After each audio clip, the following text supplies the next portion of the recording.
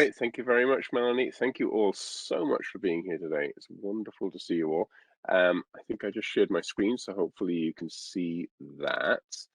And awesome, good. Thumbs up. I like thumbs up. This is great. So if you have cameras and you want to turn them on, please feel free to turn them on because it is just so much more fun actually presenting and seeing human beings than names on a screen. Totally, entirely your choice, so no big deal either way, but it is definitely a lot of fun to actually see people. Let me just make sure I have the chat window up here because we will be doing some interactive stuff a little bit later on where you can either kind of communicate visually through the screen or in the chat. So we're going to dive in to STMath today in some depth, and we're going to look at it from a couple of different angles. And I don't know what everyone's familiarity is with the program, but STMath is very different. It works very differently from other math programs. And it's worth kind of, understanding why that is, how that is, where that came from. But we're also going to look today at sort of something that's very topical, very current, and, a major challenge that a lot of people are dealing with right now. This whole issue, as it's been defined, certainly by various Senate bills, of learning loss and so forth and so on. And we definitely have some questions about the name learning loss, and Nina and I will dig into those in a minute actually and sort of talk about this because I think that there's some interesting things there. But for now, let's just say we'll learning loss, unfinished learning. Let's unpack that a little bit. And I do want to introduce my colleague Nina Wu, who is a creative content manager at Mind Research. And basically what that means is Nina does cool stuff. She basically is part of the design team that has designed games for STMath, and then more recently sort of R&D on new programs and new things. Now, I would love to have both of our faces live on the screen because we're actually going to talk about stuff right now, and I'm sure you can probably see us in the WebEx window, but unfortunately, actually on the main screen here, you've just got to make do with static images, which is a little bit unsatisfying. But I want to talk with Nina a little bit about some of these big ideas and get her take from that kind of design perspective on some of these issues and some of these challenges and how we can kind of address, from our perspective, it's critical that we're kind of working with kids to build conceptual understanding from a deep place. We really want to make sure that's happening. And so, Nina, welcome very much. Welcome to everybody, but Nina, especially welcome to you. Thank you. Delighted to have you here with us. And do you want to just introduce yourself a little bit, talk about your background and kind of what you did before Mind and maybe some of the other interesting things, and then we'll kind of dive into some of these interesting questions. Yeah, I have a background in math, education, and art. Those were like my disciplines in school, and I have taught in the classroom, and then worked in an art gallery, and then just kind of figured out how to put all my disciplines together, like Nigel said, to make really just cool stuff at Mind. And I like to say it for a while, it was like I like to say I make math games for kids, but really it's making math learning experiences for students. Like it could be math and dance curriculum. Um, yeah, we had like a math fair where there are all these like booths and like experiences, and now it's creative content for students. So it's any like cool math learning experience that really deep conceptual understanding, that learning that sticks. Awesome. So Nina, from that perspective of learning that sticks, that's actually quite a good transition. And I think it was Brenda was here earlier. As you're aware, this is not something we've sort of, we're really going to be diving into and talking this very much sort of live, as it were. So from that perspective of learning that sticks, how does this sort of notion of, first of all, the challenge that there's definitely a challenge here right now, right after the pandemic, with whatever we want to call it, there's definitely a major challenge now. But in terms of calling it learning loss, are there any things that you see as being issues connected with that, or just this whole problem in general? Like, sort of just Yeah. interested in your take on that. Yeah, I think the term definitely sees students and learning from like this very deficit lens. It sees learning as this very linear thing of there's this one directional, and then we gained some skills, and then I guess in the term learning loss is like we lost those skills. when really I don't think of learning as this linear thing. Because if maybe I didn't get to practice one set of skills, but maybe I went laterally and got to practice other skills. Really, during the pandemic, I've been noticing and really marveling at like, what did students gain during this time? Like, so many, Mm, like maybe we didn't progress on our traditional standards and curriculum and all those learning progressions that the state, has put, like all that stuff. But like we gained so many other things. I've heard of students writing their own fan fiction series combining Harry Potter and a vampire world, and students building out their YouTube channels, and students just and becoming caregivers for their families. Like there's been so much gained, and where does that live in this mm. world? So yeah, and then I guess also learning loss also speaks, well, I don't know. Yeah. No, I think that's very, I mean, what you're talking about there is effectively that students haven't stopped learning.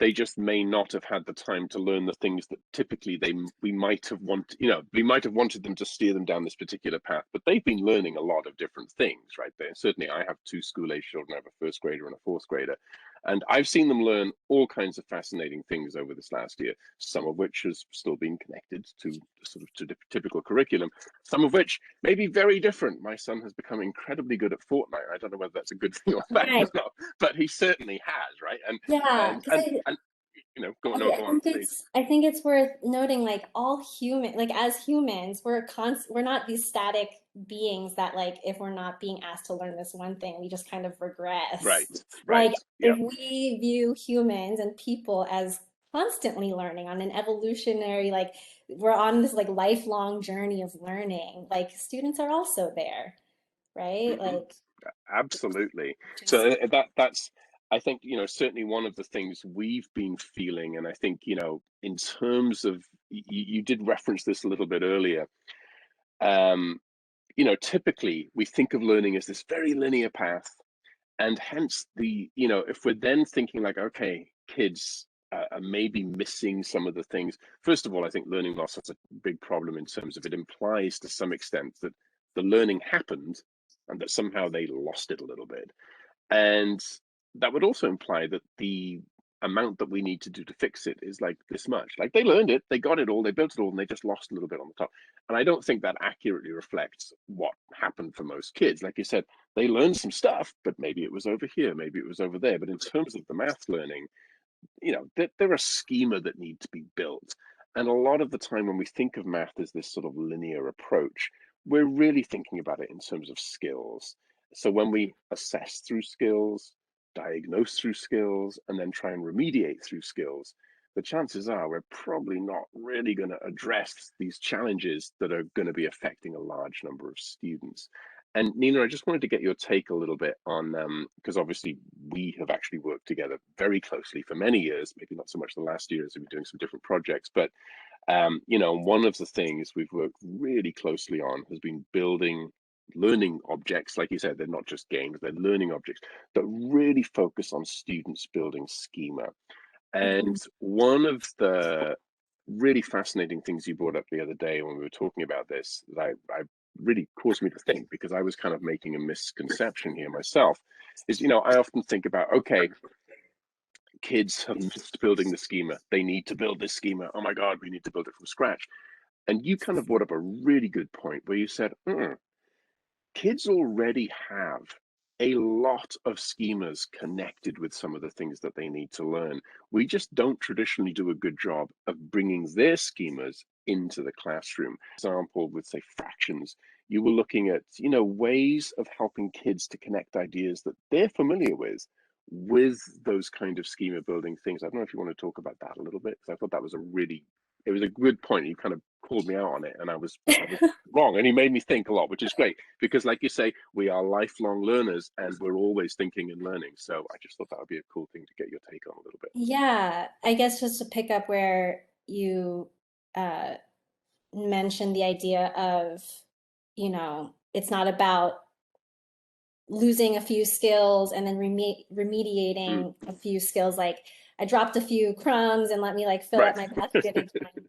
Because I guess if it was lost to begin with, then that means it didn't really stick that well to begin with, right? Like Right. there's a reason why I guess the loss would be happening because it probably wasn't packed into or like connected in a schema approach.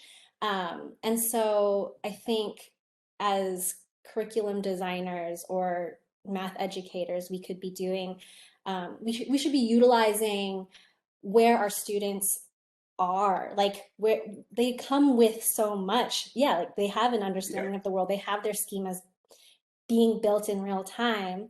And so we should be like capitalizing on that. And so, for example, fractions don't live in a silo where we have to teach fractions according to these standards or like this curriculum or whatever. Um, like students have understandings of fractions. They have experiences with fractions. They have schemas about fractions. They just don't know that it's fractions yet because it hasn't been Right. explicitly connected and called out. And like, look, so for example, like when you're folding origami or like those like fortune teller like cootie catchers with the eighths, and you like do the 1, 2, 3, 4, 5, 6, 7, and it opens up in the directions. Like I think a lot of students have that experience with their peers in school, and I so know my kids do. yeah, and like that's eighths, and they're actually Hmm. equally partitioned, and then you can Right. like continue to break it up. So, like, do they know it's eighths? But once you make that connection, now I like have a really strong connection. Like, you can't lose that during a pandemic. Right. You know what I mean? Like, because it's so deeply connected with a very personal experience. That's awesome. Yeah, and actually, I've seen specifically that example with my own children, but also my daughter, who's first grade, the other day, literally, she was asking basically, how much time do they have left at school? And when being told it was 6 weeks, basically she was waiting, how much longer have I got to be at school? Yeah. But when she was told that it was 6 weeks, she said, and she's in first grade, she goes, oh, that's a month and a half, which I thought was a really awesome, like fractional understanding. And now I obviously am familiar with it enough to jump all over that and go, oh my God, you're understanding fractions and, this proportional reasoning of stuff, which was really cool. But the point is that kids, they bring a lot to the table that we don't always kind of appreciate, right? And then we try and just kind of ignore that, cram some stuff into them, but there's a lot there to bring out when we really kind of dive in. So, Nina, I'm going to dive into some sort of STMath related stuff, but I'm going to come back and get your take on a couple of things, including a game that I think we both worked on together quite a few years ago, and then we'll come back and look at questions at the end and stuff like that, which would be great. So, one of the challenges that I started teaching about 20 years ago in LA here, and I taught a little bit in the UK prior to that. But one of the questions that sort of was certainly a huge driver, I taught high school maths at Van Nuys High School and then worked for Los Angeles Unified as a math director. But this idea of how do we teach? Should we teach procedurally? Should we teach conceptually? It was a massive discussion. It's still a very ongoing discussion. And the problem is that when we get bogged down in this discussion of how do we teach, there's almost no way to win, right? Everyone's got a different opinion. And to some extent, there's good validity in many of those different opinions. So it's almost an unanswerable question. It's one that we sort of, get stuck in a lot. And really, we're asking the wrong question. Instead of how do we teach, we really need to be looking at this question: how do we learn? And one of the things certainly we do here at Mind and what Nina's just talking about is this is, what we've done is focus very heavily on, okay, well, you've heard us mention the word schemas a lot, which basically are neural networks in the brain. They're basically the knowledge that we kind of build. So if we can focus on how do we build those, how do students actually build schemas, what schemas do they have, how can we attach to those, that is this focus of how do we learn. And a lot of what we have done here over the last sort of 20 years and then are still doing is very much focused on building learning objects that really answer this question or address this question. And that's where mine began. STMath began as a research project in the late 90s in the University of California, Irvine, and really looked at spatial temporal reasoning and the connection between spatial reasoning and math and music, and the ST in ST math stands for spatial temporal math. And really the central question here was, what if math could be taught the way the brain learns? And that central question remains today. And what Nina's just been talking about is that's still very much our focus. We kind of have a pretty good model of how the brain is putting this information together. So how can we design our learning objects that match that? Now, one of the really big ideas that came out of this research, and something that we've seen continually then in this ongoing research over the last 20 years, has been the idea that you can't suddenly expect students to become critical thinkers at the age of 14 if, for example, they've been learning a skills-based curriculum and doing sort of maths as skills for years and years and years, and then suddenly you give them a robotics class. They're not suddenly going to become critical thinkers. We need to begin that critical thinking right from the very beginning, which is now a big challenge. How do you actually address and get kindergartners, say, to solve really challenging and interesting and critical thinking type problems? And the solution that they came up with was pretty simple. It was, you're going to use a penguin. And this penguin, of course, is Gigi. Some of you may be more or less familiar with Gigi.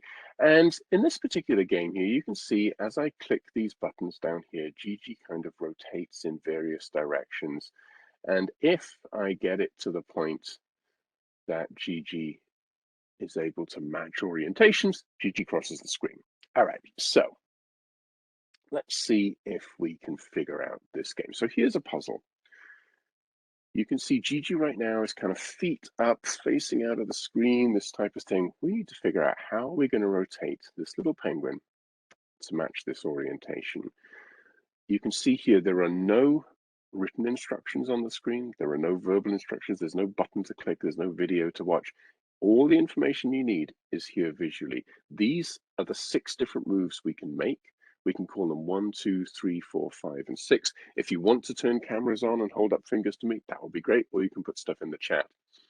But we have this problem, and just so no one's feeling any pressure here whatsoever, this is something we're able to get kids as young as kindergarten to actually solve this type of problem. So everyone should feel totally fine here. So let's see. We need to make 3 moves. We can do any combination of these, any sequence of these. We can repeat them. We can do whatever we want to do. There are actually 12 different ways of solving this problem. So what I'm curious is, what would be a good first move? And actually, any one of these 6 is a totally valid first move. So what do we think a good first move would be here? You can hold up fingers or type it in the chat. Number 4. All right, I'm going to go with number 4. Let's see what happens. Now, notice Gigi did not move, not because this is wrong, but we have to visualize the whole sequence in our heads and then see what happens. So think about Gigi. Okay, we've done this. So what do we want to do next? What do we think we need to do next?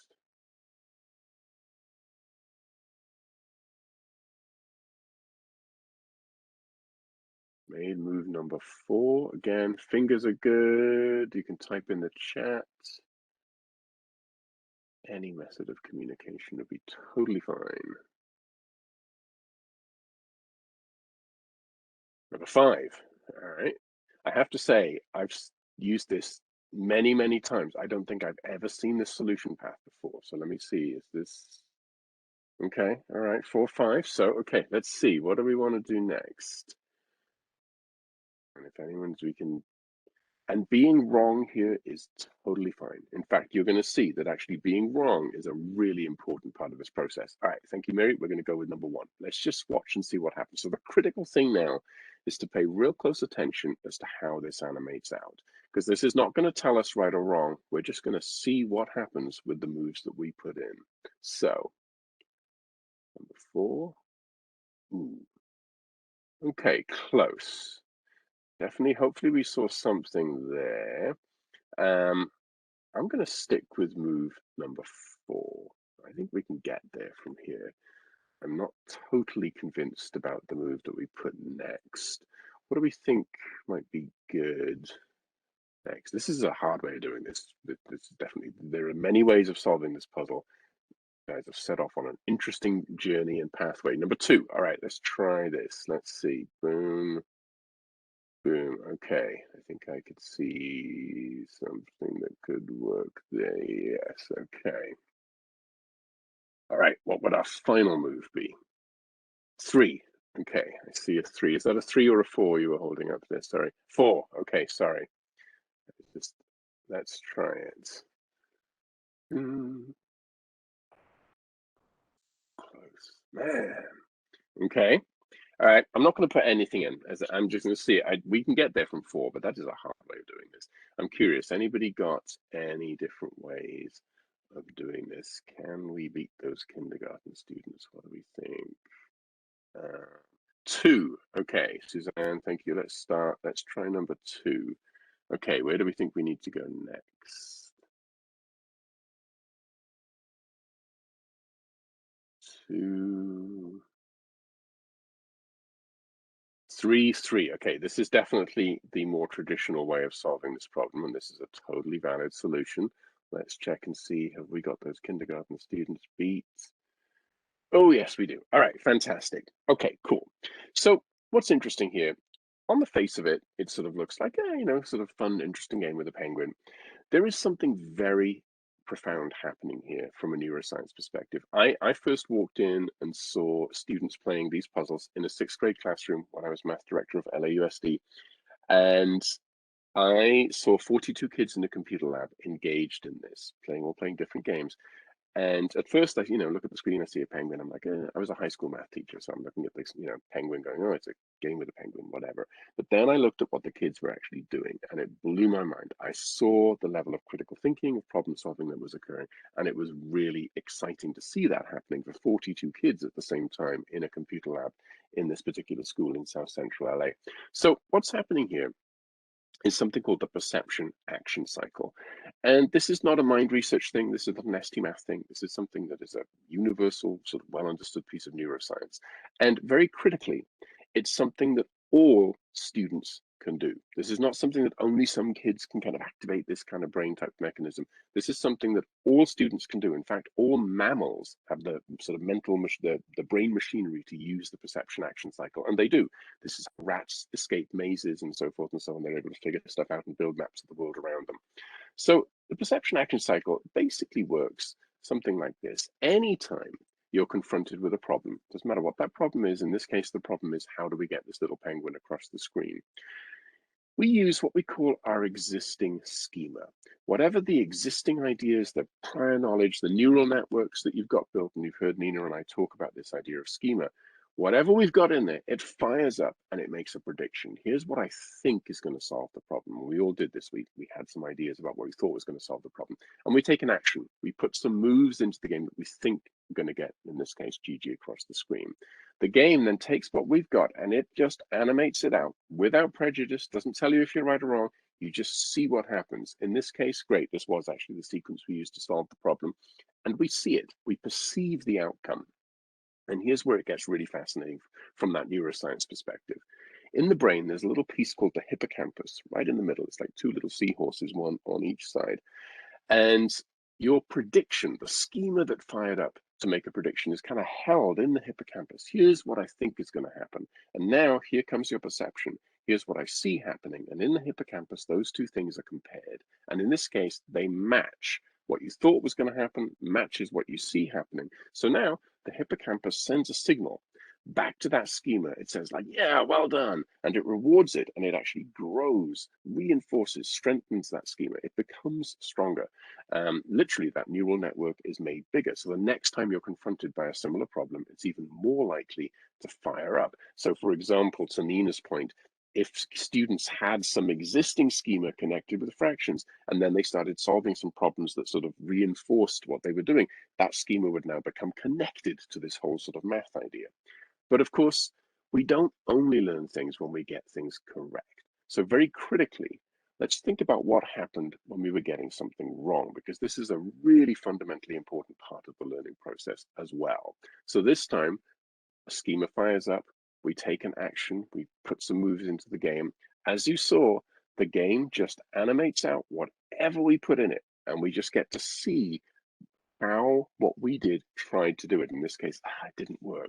So again, we perceive it, into the hippocampus. Here's what I thought was going to happen. Here's what I see happening. And in this case, they do not match.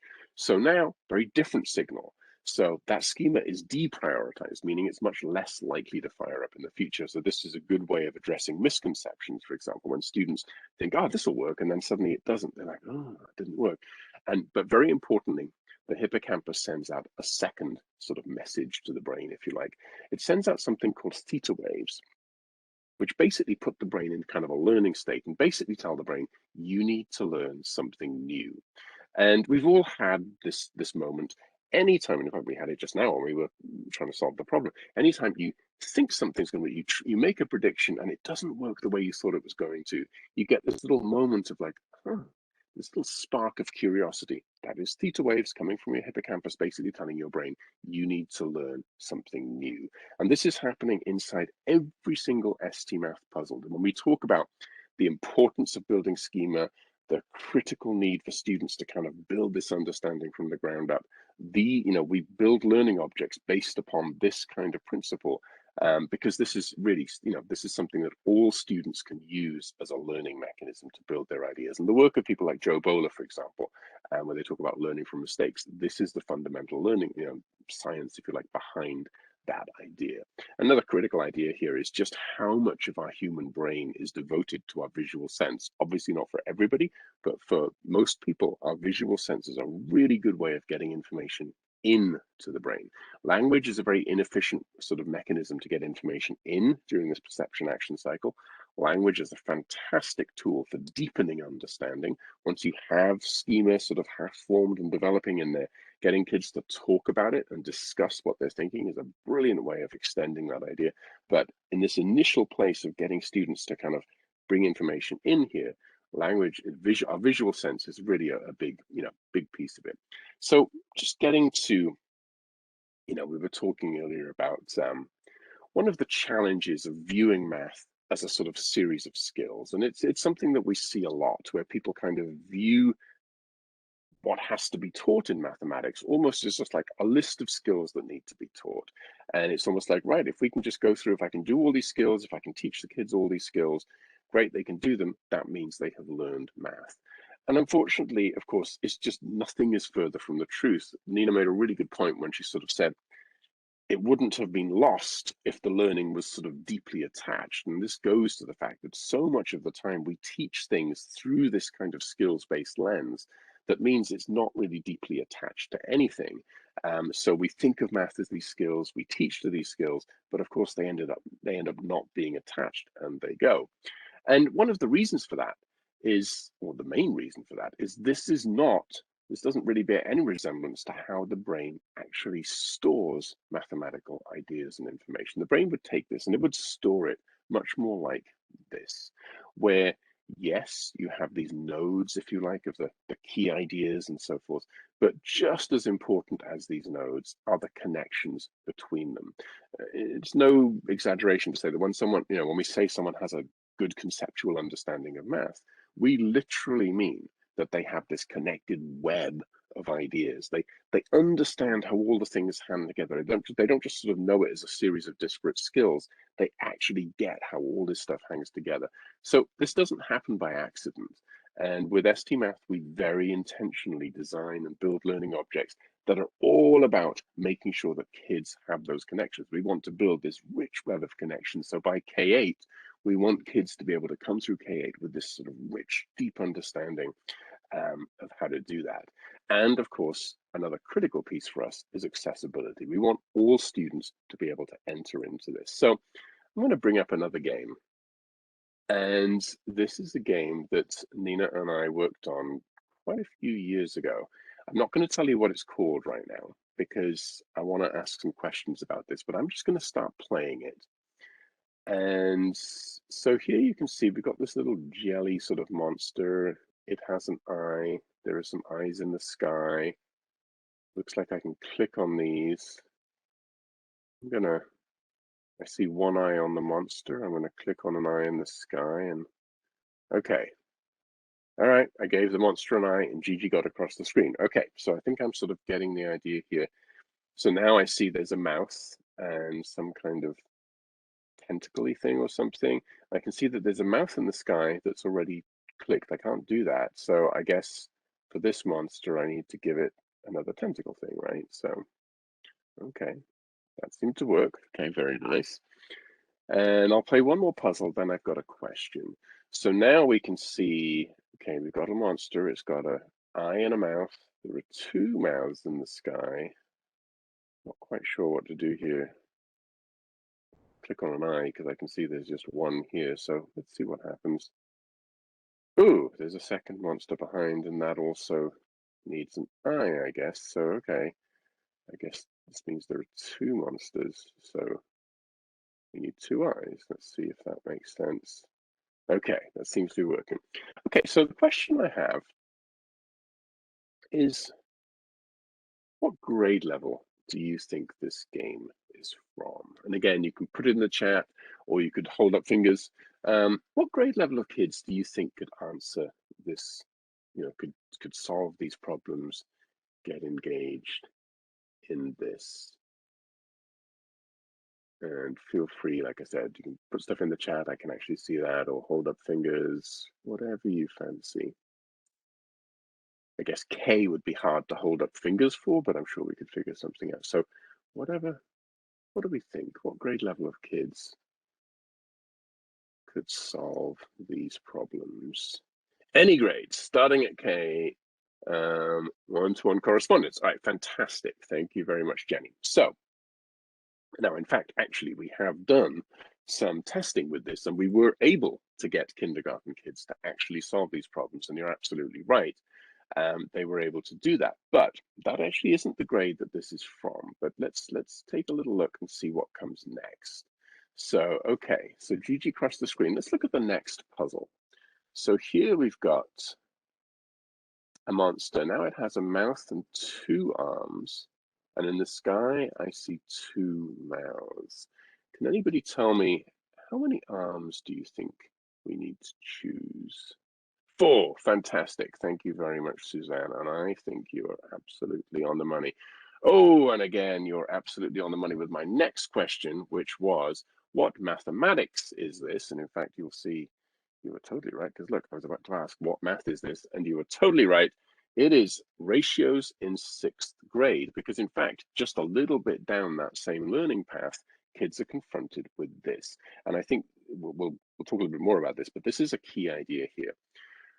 We are able to, because we're building conceptual understanding from that deep foundation, if a student is in sixth grade, we don't start ratios here where they're using this symbolic representation. We get here and we get even further than that. So for example, in this case, okay, we've got 8 mouths, 20 arms, 16 eyes, and we've got to put those in some sort of ratio that basically balances this out. So in this case, and you can see I only have the numbers 1, 2, 3, 4, and 5 to do it. So I can't do 8 is to 20 is to 16. I need to build some kind of, equivalent ratio here. So in fact, I think 2 is to 4, 2 is to 5 should kind of do it. And you'll see it goes back to the same metaphor. We have a monster with a lot of stuff, and that monster starts collecting these things.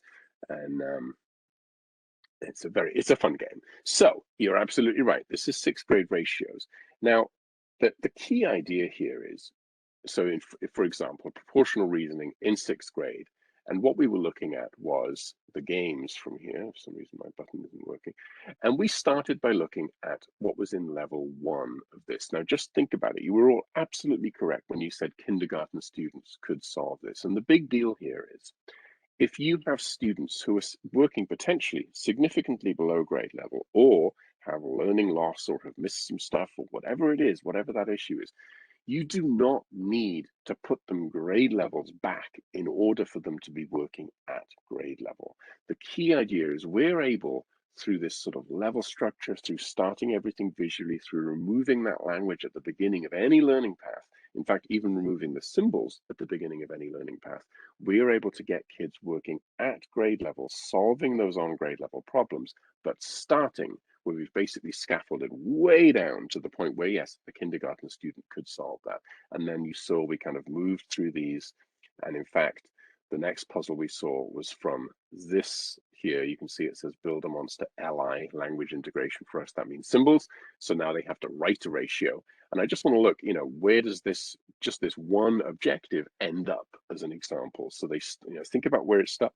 It was basically, yeah, one-to-one correspondence between, eyes and monsters and so forth and so on. And you're totally right. That's all the math that it took at the beginning. And then it got to this sort of writing of ratios. And then by the end of this objective, kids are here. Where now we're basically saying, hey, you need to fill all these holes in the ground. You can see there's like a sort of quadrilaterally one here. There's like a, I don't know, parabolic-y type thing here. And then there's this pentagon thing here. So you got to choose, where are you going to put this? Which number line do you need to put it on? This number line or this number line? So for example, kids might go, oh, look, there's a gap of 1. I see a gap of 1 here. So if I put it here, I've got a gap of 1, a gap of 2, gap of 1, a gap of 2. Isn't that going to work? But of course, it won't, because this is all about proportional reasoning. So everything grows proportionally.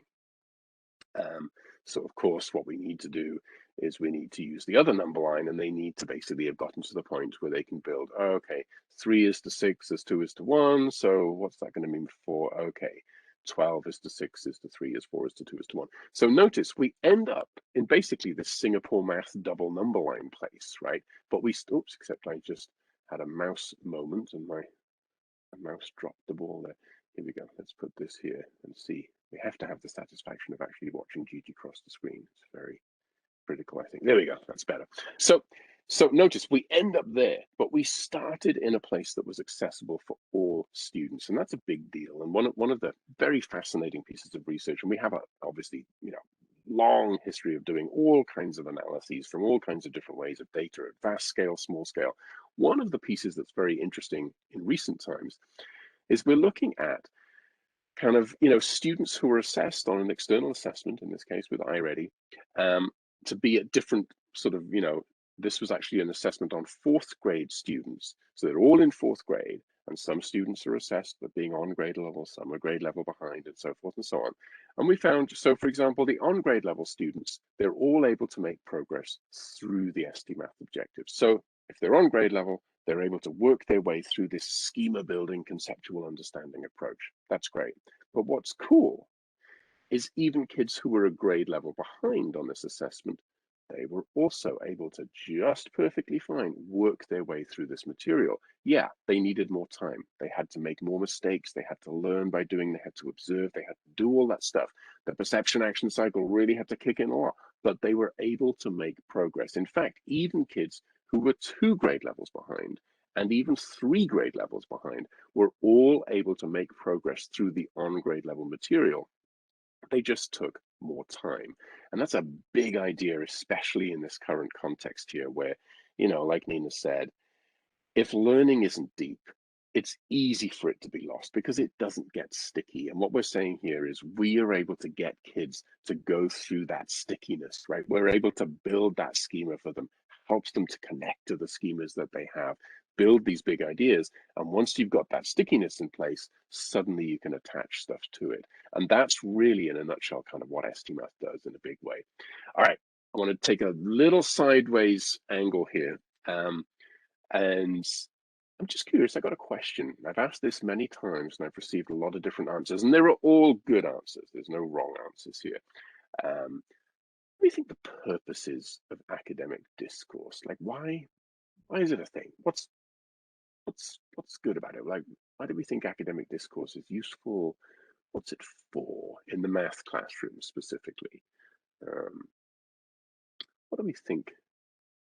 What are our thoughts about the purpose of academic discourse? Well, the purpose is fine. There's no one thing. There are many, but I'm curious as to what people think.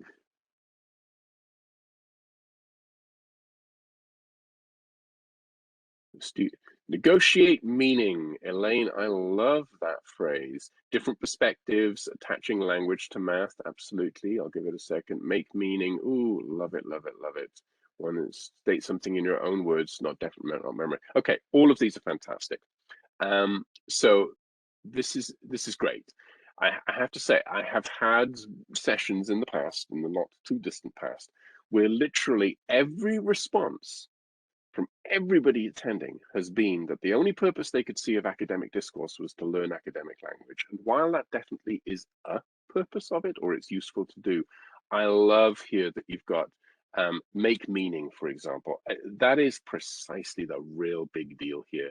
I love this phrase, Elaine, negotiate meaning. And then Suzanne, this idea of seeing different perspectives, attaching language to math is absolutely a piece of it, but it's all of this other stuff. And really, the big idea here, certainly from a schema perspective, and I think if we sort of look at, sort of going back to the brain for a minute, um, the perception action cycle is not the only learning mechanism in the brain. There are a lot of them. And another one is very, very critically connected to academic discourse. And it really goes to this point about kind of making meaning, sense making, if you like, where very often you will have ideas that are nearly all the way fully formed, right? But you haven't quite got them. And by talking about it, by discussing it, by sharing about, by seeing things from other people's perspectives and all that stuff, you really help to solidify and build those schema. And I think we've all had experiences of something connected with this. And I know I've seen this statement, this quotation written 1,000 different ways, but I think whichever way you write it, this is a good version of it. And it's this idea, yeah, to learn something, you can read about it. To understand something, you can write about it. But to master something, teach it. And really what this is saying is when you have to talk about it again and again and again and discuss it and hear other people's perspectives, you end up owning it. And what this is really saying is that when we're talking about building schema, this is a critical piece, and academic discourse is a massive part of building that. I actually saw this with my son, um, because I do sometimes get him off Fortnite and actually have a chance to talk about math with him on occasions. And but in fact, actually, even in Fortnite, the point is that they're playing collectively. I've actually seen him build remarkable, impressive schema in terms of leadership and organization, in terms of organizing friends to play Fortnite. But we're not going to get into that right now. But I've seen, having discussions about places where he's like half got the idea, and you can tell he's half got it, and then talking about it, boom, suddenly it solidifies it. And in ST Math, we do absolutely have pieces that are designed for that specific purpose. So we have things called puzzle talks, for example. Like in fourth grade, we've got a whole bunch of them. One of them is about, fractions. Surprise, surprise, because fractions are a big deal. And, they're things that teachers can take then. They're basically specific lesson plans talking about use this puzzle from this thing, bring it up on the screen with the questions to ask kids and drive that academic discourse. Because we know, we've seen 1,000 times the power of when you can bring games that kids kind of get how to play, but then get them to add their own thinking to what's going on, and specifically hearing the perspective of others, you can build really rich, powerful schemas for kids. Like, it's a big part of that schema building process. So, okay, all right, I'm going to sort of talk a little bit about this perspective of stuff, and then Nina, we can talk about some questions and maybe sort of reflect on some of the ideas here. But you may well be familiar with charts like this. I know when I was in LAUSD, we referred to them as rigor relevance charts. And I've seen them called quadrant D charts, I think in Texas, that's the name du jour. And they're a good way of analyzing and thinking about mathematical tasks or math curricula that kids have to engage with, right? So we can think about what type of thinking are the students being asked to do?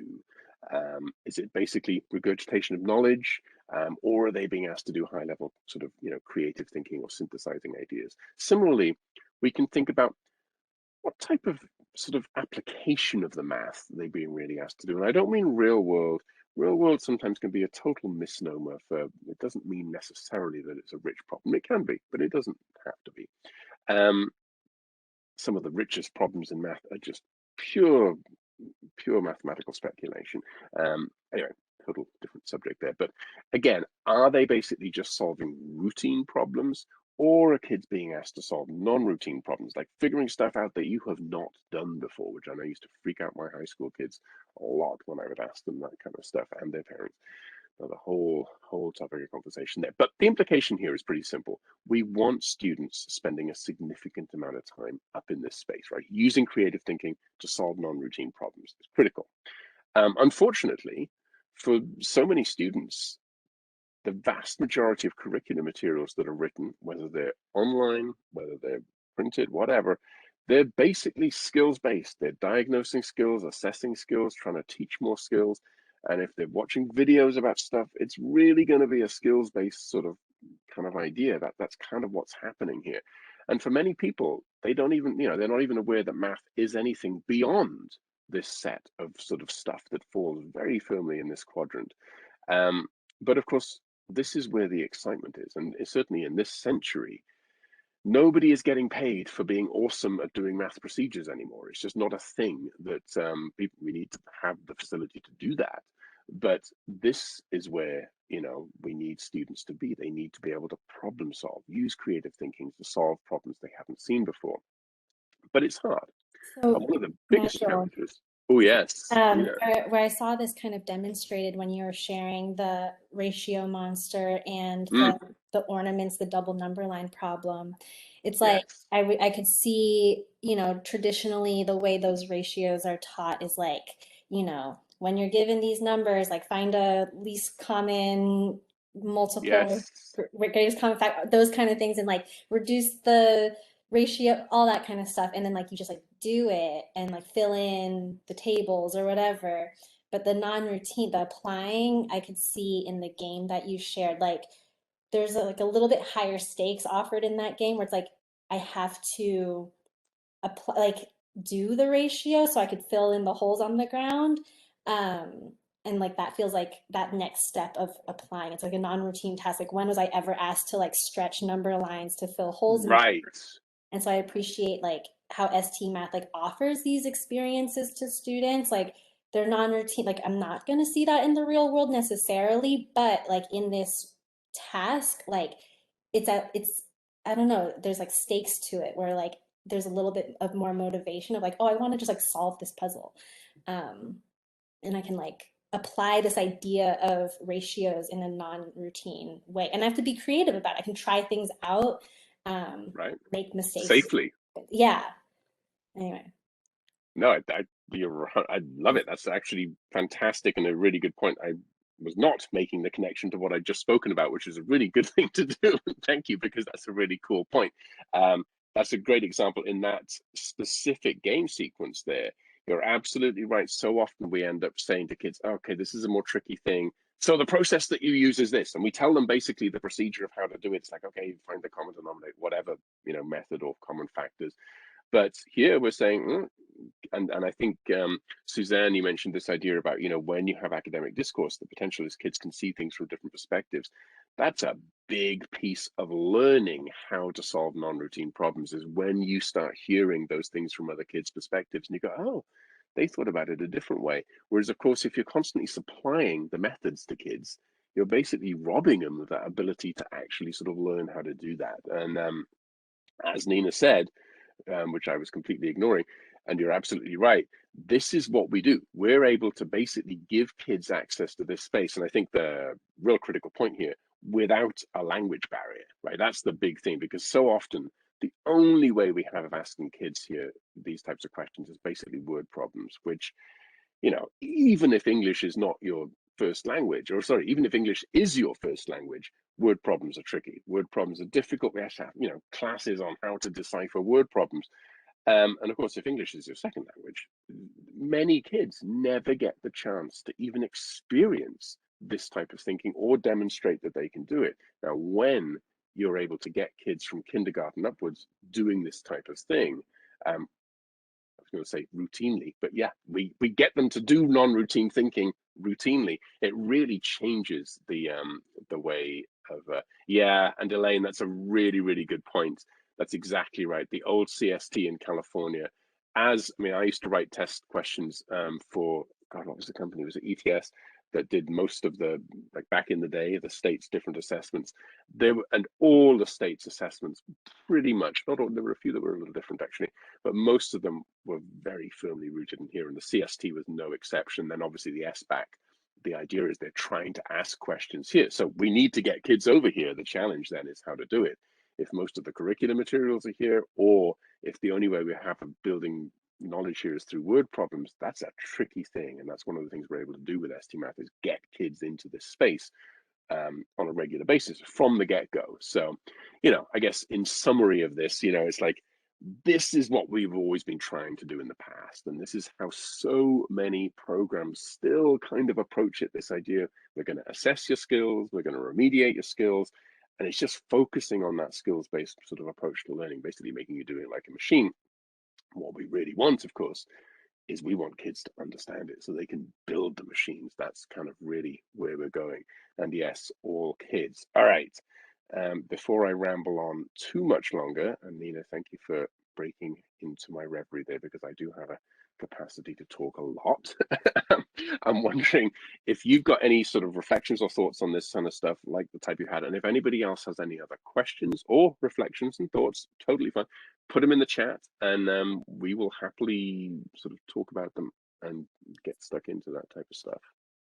Yeah, I think the one other place I was going to chime in was after you shared those games. Something I think about, like, if the idea is to build schema through experiences and like tethering things to Mm, experiences, what I love about ST Math is that it kind of close it, like instead of thinking of it as like the achievement gap, we can think about the experience gap. Like maybe yeah. not every student has access or has been exposed to the idea of like cootie catchers or fortune tellers, but and maybe some students have had certain experiences with we can't say what the range of Hmm. exposure or experiences are that's informing student schema. But what we can do is provide like a universal experience in ST Math of like, here's this arena, like these monsters, like no one's seen these monsters before, but you all get to see them and use them Right. and learn the rules of these monsters at the same time. And same with the double number lines, like they kind of operate in their own rules in this own like little Gigi world.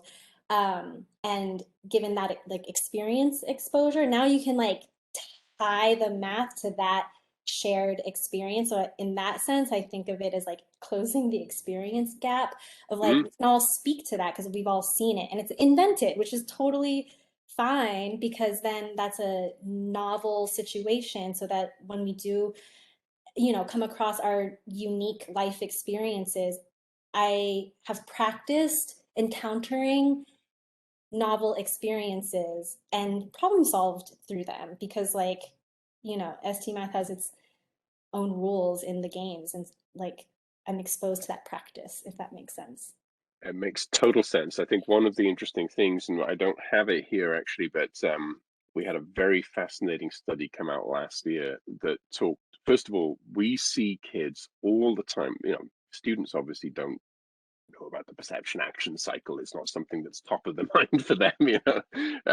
It's not a thing, but they absolutely get that, and we see heavily in student surveys and feedback and stuff that they understand that they're learning when they make mistakes. That this is a really key idea. So when we talk about growth mindset and this type of stuff with kids, for many of them, they do make the connection of like, oh, that's what's happening in Gigi, because they all call it Gigi. They don't call it ST Math. ST Math is this thing. They're like, oh, whatever, it's Gigi, Gigi Math.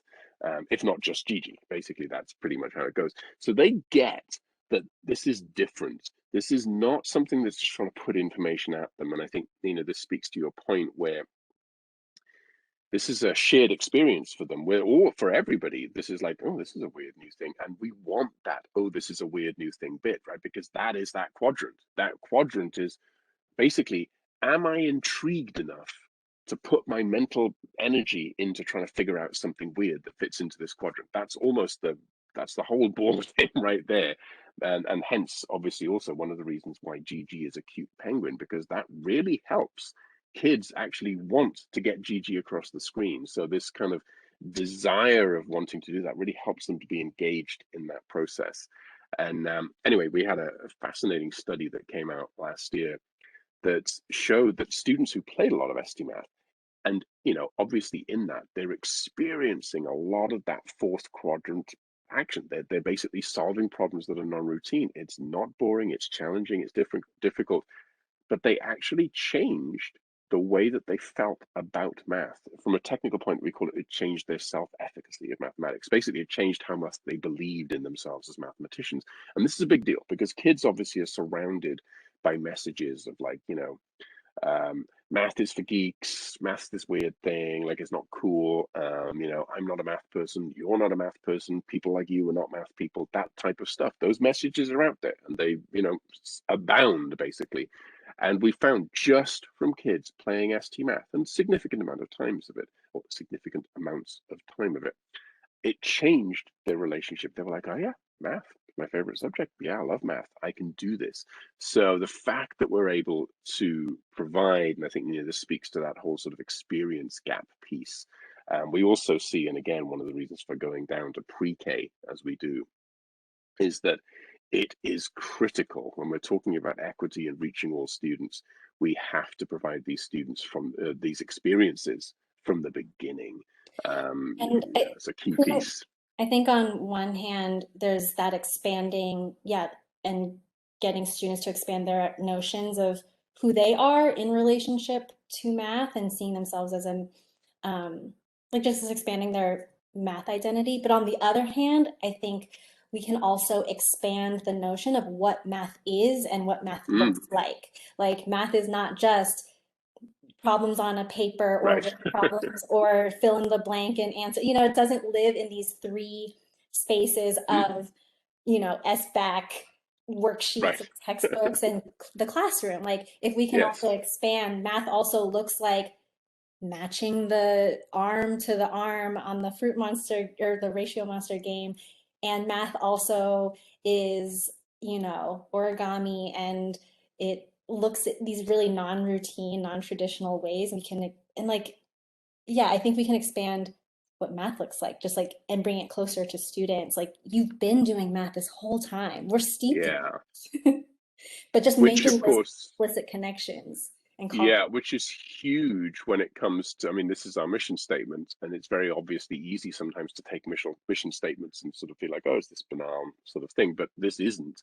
And for students to feel like math actually connects to them and like, oh, yeah, I see math as a thing that I've been doing, that matters hugely then when it comes to solving sort of problems in the future in the world, because they can see how math actually relates to all of the stuff that they're trying to do. So that's obviously a really big piece of that. All right, we are pretty much at time. I don't see any other questions. If people have any, you can stick them in the chat. I'm certainly not going to log off immediately, but thank you all so much. Yeah, and Melanie, thank you. I'm going to say thank you very much to everybody. It's been a real pleasure to have you here today, Thank and you. hopefully, and Nina, thank you so much. Really, really Of appreciate your course. thoughts and input. Thank you. I appreciate the opportunity to just talk about it. Thanks everyone for Absolutely. joining.